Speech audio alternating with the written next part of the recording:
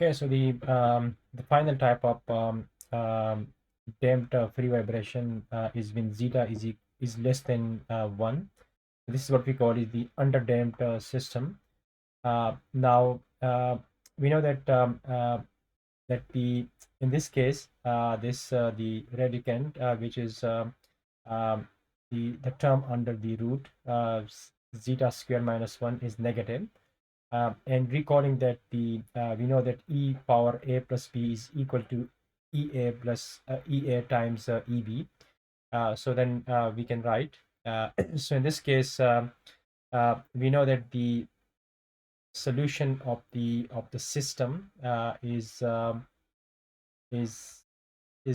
x is equal to a1 e lambda 1 t, which was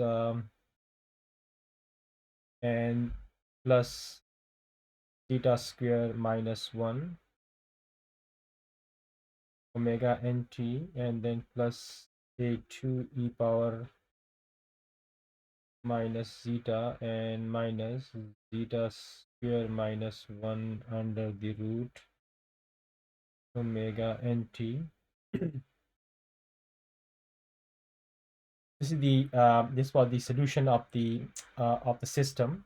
So now in this case, what we do that if we just because in this case this thing is negative under the root, so what we will do, we will just um, take a negative common from this thing here, and we know that the minus 1 under the root is I, which is iota, so which is minus 1 under the root. So if we just take minus 1 common from here, so what will happen that this equation will become x is equal to a1 e power I, and then it become equal to 1 minus zeta square, and then omega nt. And now we are also making use of this this thing here, and then you will have a2 e power again minus I 1 minus zeta square. So if you take minus common, so this become zeta square minus 1 will become 1 minus zeta. So then this mean that then this become positive because zeta is less than 1 for the underdamped system.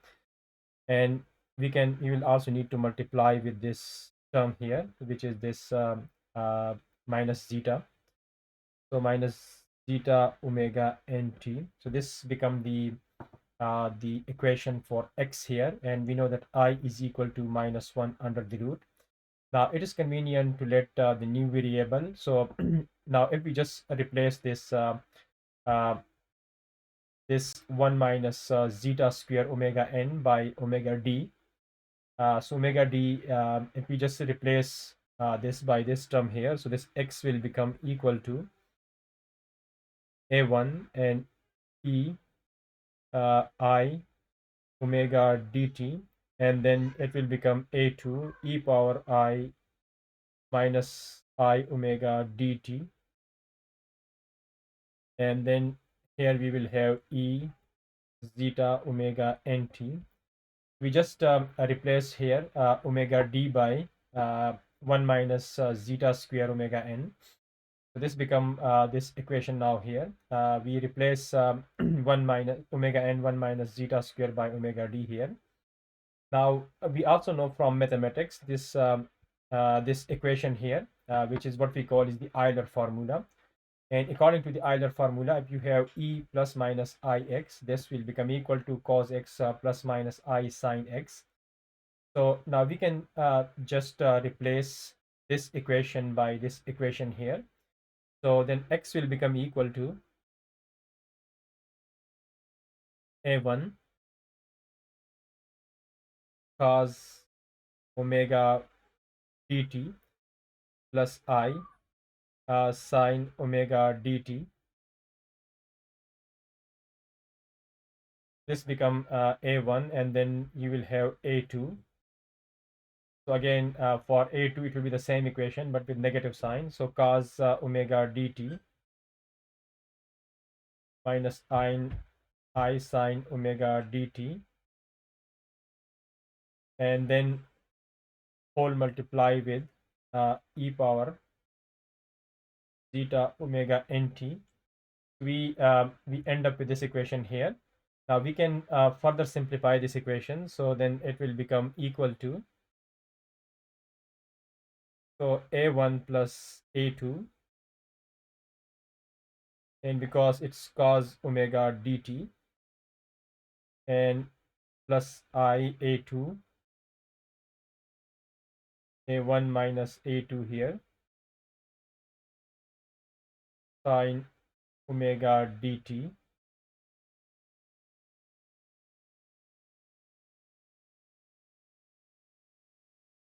We end up with this equation here. Now in this equation, a1 plus a2 is if we just, because these are just the addition of two constant, which is again a constant. So if you just replace this by a3, which is another constant, and cos omega dt, and if you just replace this a1 minus a2 by a constant a4, so that will become sine omega dt.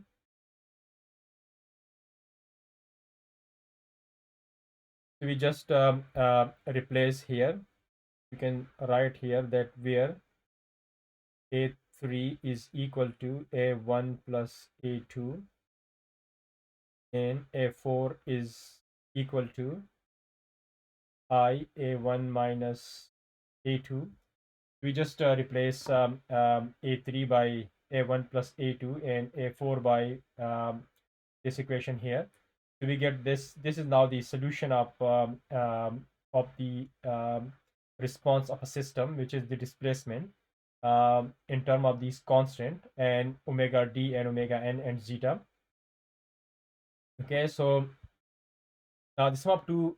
So now because we have this equation here, which is x is equal to a3 cos omega dt plus a4 sine omega dt, and e minus zeta omega nt. So we have this this solution here. But now, similar to the previous lecture, because this equation consists of one cos and one sine, so it's also a good idea to just replace this equation by just one equation or one. So the sum of two equal frequencies harmonic. So these are two harmonics here, sine and cosine, such as those in the braces can be replaced by a single trigonometric function which involve a phase angle. So we can replace this by just one sine, so which will become equal to c sine omega dt plus psi and omega nt. So this is now the solution of this this equation here. You can also just write that c e power minus omega nt, and then sine omega dt plus psi. So you have this equation here now. So this is the solution of this system here. So now if you consider again this this system where we know that zeta is equal to c divided by 2m omega n, and if you consider these conditions, so m is equal to 1 kilogram, k is equal to 36, and if c is equal to 1 Newton second per meter, then if you just calculate this zeta from here, which is c, which is 1, and divided by 2m, which is again 1, and omega n, so which is k divided by m under the root. So k here is 36 divided by 1 under the root. So this will gives us a value of 0.0833. This means that the system with these parameters is under damped system. So this means that uh, the equation of the system can be represented by this equation here. So C E minus zeta omega nt sine omega dt plus psi here. And now as you can see that if you want to take this x is equal to c, which is this solution here, and obviously then x dot, which is just the velocity, can be calculated using just differentiate this with respect to time. So it will become this equation here. And now if we just replace the initial condition, so the initial condition are that at t equal 0, x naught is equal to 30 millimeter, and x naught dot, which is v naught dot velocity, is 0. So if you just put these two conditions, you will be able to calculate the value of c and psi, which is omega d divided by zeta omega n. So if you calculate the value of these two constants, then you can calculate the value of the or the you can plot x with respect to time. If you do that, as you can see, it will at time equals 0, it's 30, and then it's changing like this. So in the undamped vibration, it was vibrating with the same amplitude, but in this case, as you can see, the amplitude is decreasing because now we have a damping in the system, and the damping is reducing the amplitude uh, between the two oscillations. So if you just look at here and here, so there is a change in the amplitude of the vibration here. So now this is an exponentially decreasing harmonic function. So if you look at this function here, the solution of this problem, it is what you can call is that it's a decreasing harmonic function, exponentially decreasing. So this means that it's sine omega dt plus psi, which is a sine function, but you are multiplying this with this exponential negative function. So this means that this will decrease with time. So if you multiply this exponential function with this trigonometric function, so you can call this that it's the exponentially decreasing harmonic function as shown in the figure for specific numerical values. So as you can see, this CE minus zeta omega nt is this plot here, and it's this plot here, and then the sine function is changing like a sine wave. But if you multiply these two together, so it will become this red curve here. Okay, and omega d is, again, what is omega d here? It is the uh, which, if you remember from the previous slide, we replace omega d by this term here. So omega n 1 minus zeta square. And we know that this omega d, which is again uh, is the frequency of this new damped vibration, is called the damped natural frequency.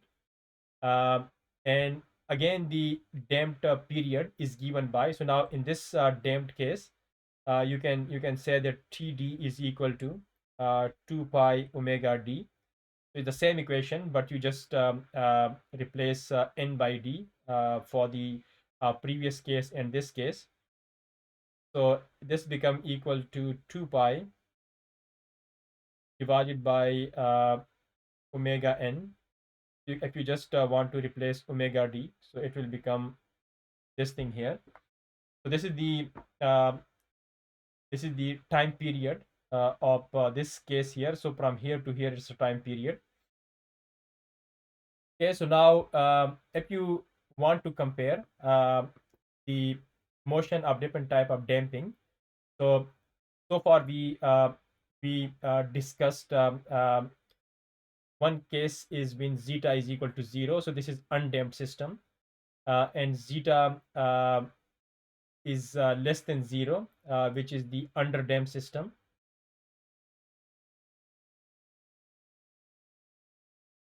When zeta is equal to 1, so this is what we call is the critically damped system.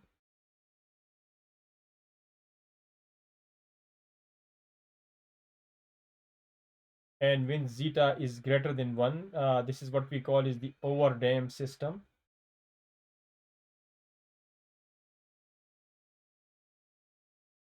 And if you want to plot uh, this response of a system when it is undamped, as you know from the previous lecture. So for example, if you start the vibration here, so this solid line, as you can see, it will continue forever, and then there will be no decrease in the amplitude of vibration, so it will vibrate forever. But when the um theta is less than 0, which is the underdamped system, which is this dashed line here, so which is this, so again it's vibrating, but the amplitude is decreasing with time. And for case of critically damped system and overdamped system, there is no vibration in the system, or there is no oscillation. What happen in the overdamped system, that the system will go to 0, the response will go to 0 but without any vibration. And for the critically damped system, it will go to 0 very quickly, uh, as compared to even the uh, overdamped system.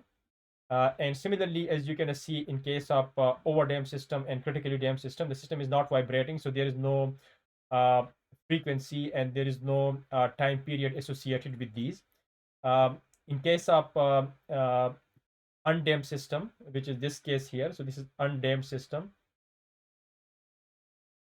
In case of undamped system, the distance between this point and this point is what we call uh, is the uh, is the time period, the time taken here.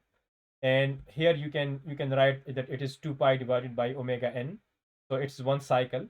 And in this case, in the underdamped case, the one cycle is from here to here.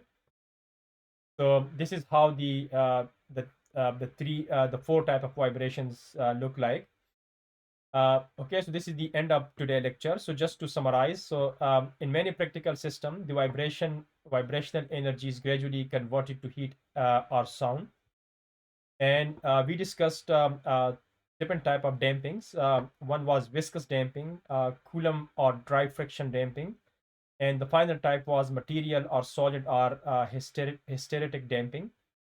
But in this lecture, we only use viscous damping. So in the viscous damping, the force or the damping force is equal to minus Cx dot.